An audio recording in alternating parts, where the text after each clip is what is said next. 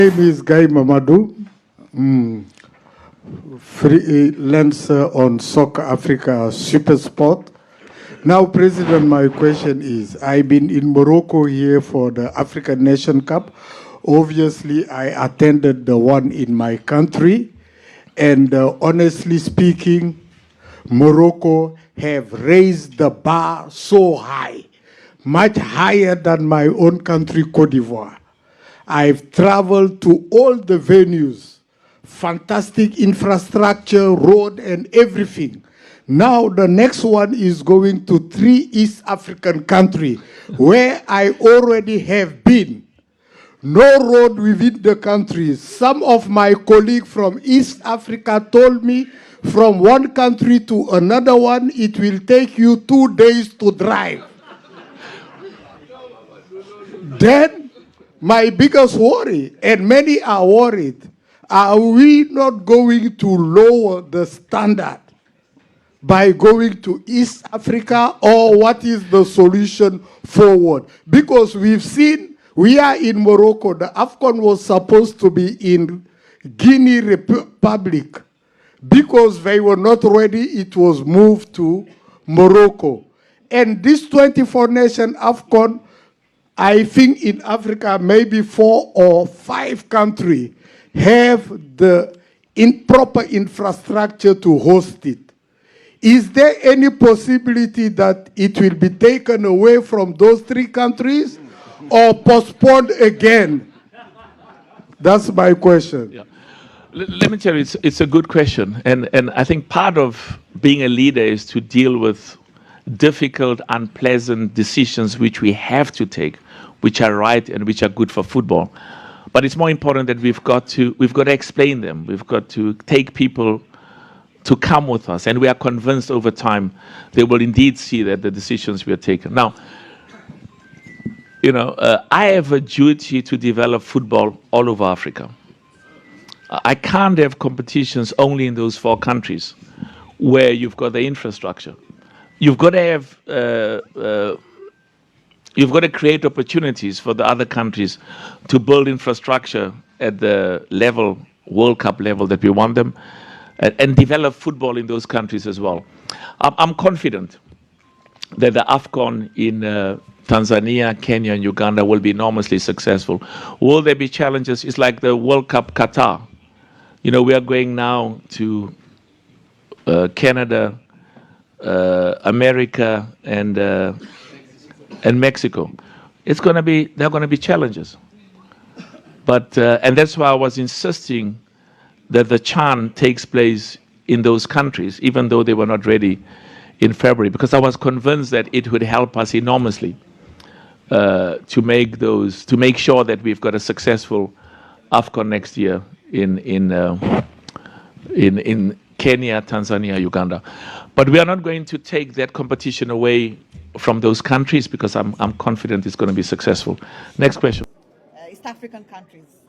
Jambo, Kenya, Ubari, Tanzania, pamoja, Uganda. Regarding what you said yesterday about East Africa, Tanzania, Kenya, and Uganda, people didn't like exactly, but maybe you have something to tell them to clarify.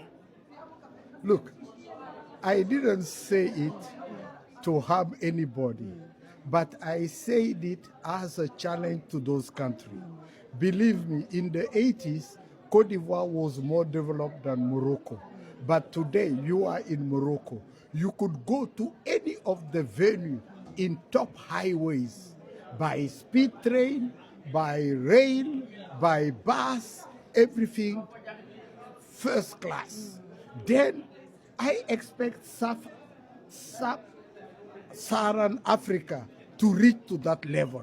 Honestly speaking, my country hosted the AFCON before Morocco. But you leave the capital city, Abidjan, you go to the other cities, you have a challenge of finding even hotel. Of course, the road might be good to take you there, but they are not highways. You spend a lot of time. And of course, I've been to Eastern Africa.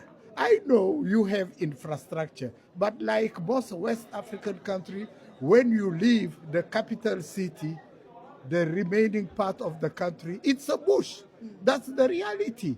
And you don't have top-class stadium. That's the reality. How many times the CHAN was postponed? Because of lack of proper infrastructure. And remember in 96, AFCON was given to Kenya. Because they were not ready, it went to South Africa. And at the moment we're speaking, the three countries are not properly ready. And Morocco have raised the bar so high. You are in Morocco. Then from now on, we don't want to expect anything less. That's why I said what I say. Morocco hosted because Guinea failed to do it. They were not ready. That's why I ask the question, in case you fail or there is more delay, what is going to happen? Obviously, it will be taken from the three countries. I was there for the chat. And on top of that, Kenya doesn't have apply visa to any African citizen, but Tanzania does. Uganda does. It was a nightmare for fun even to move around. Those are critical issues. That's why I say, if you guys are not ready, obviously it will be taken away from you. As a journalist, more experienced, maybe you can advise what they're supposed to do right now to make sure by the time comes, they are ready for it. Look, for example, in Cote d'Ivoire, let me give you an example. 3 months before the AFCON, the Minister of Sport was fired, the Prime Minister was fired. Why? Because the pitch, soccer pitch, was not right. The government invested a lot of money, it went a different way. Now, first rate, the pitch became a swimming pool. And look at Morocco. We came in the rain. The day of the opening ceremony, it was raining throughout the day, throughout the night. But we could see the ball rolling like on a carpet. We expect something like that in the three eastern countries, not less. You understand? And of course, here also, every city I've been, you find a 3-star hotel, a 4-star hotel, a 5-star hotel at a reasonable price. Then the AFCON, it's on the pitch and outside the pitch. The external facilities also are very important. When you're hosting, you have to build a proper network.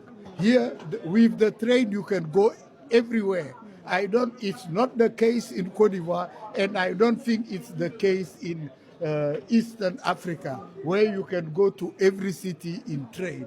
Then there is a lot of work to do around the AFCON.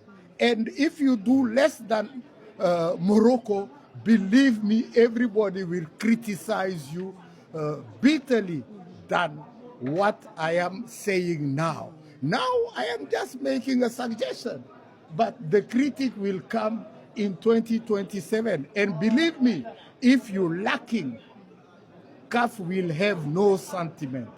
They will take it away because they have done it so many times already. Even as I mentioned, they did it to Kenya already in the past. By the way, what you're saying here, it's like you don't find practical the idea of CAF having the zonal, like different countries from the zonal, to prepare a major tournament. Maybe it may be CHAN, AFCON, whenever, or under 17, under 20. You don't like that kind of idea? No, the idea is great, but the countries must be perfectly ready to host. Today, CAF has reached another level. You can see so many countries are watching this AFCON, the facilities. And the judgment, the critics, is not Africa. It's the rest of the world. That's why we want the best for Africa. Anybody can host, as President Motsepe said it.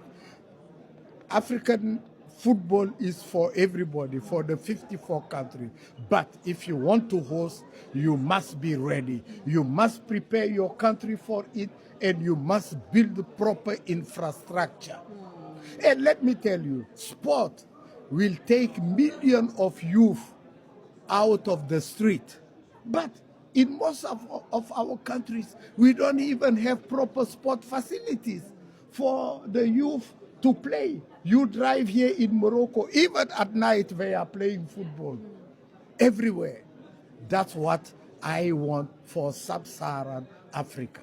Okay. With the remarks, maybe, Mamadou, some Kenyans are calling, East Africans are calling maybe for you to apologize. They feel it was very harsh for them.